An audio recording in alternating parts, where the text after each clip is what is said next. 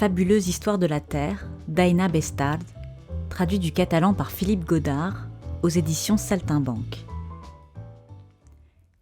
La minutie des illustrations impressionne.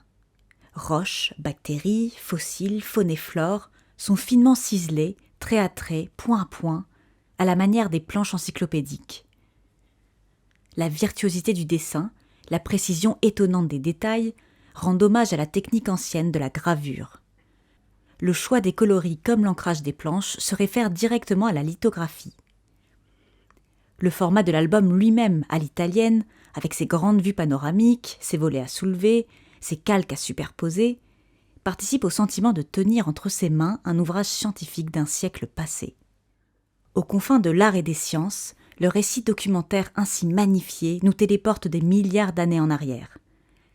Cette frise du temps condense avec rigueur et poésie, en 10 grands chapitres seulement, la plus longue des histoires qui puissent être contées, celle de la création de notre planète.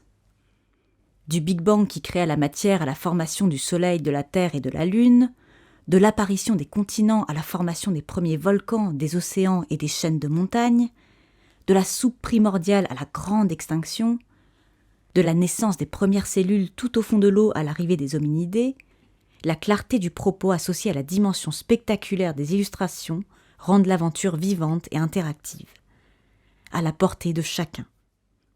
Comment se finit cette histoire ? Ne comptez surtout pas sur moi pour vous le raconter. Sachez seulement que c'est à nous tous de prendre soin de cette terre dont l'avenir nous est confié.